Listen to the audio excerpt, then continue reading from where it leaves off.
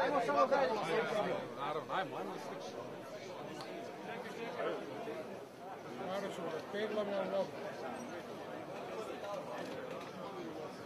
Sve se potpućemo.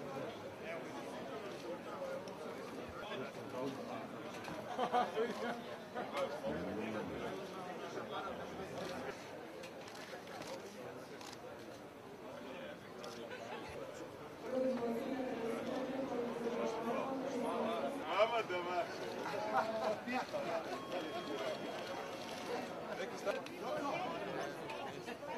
Dogovor, kuću gradi. Jo, poželite nas. Samo malo si vraća. Na sam glas. 3, 4. Želite nam sreću.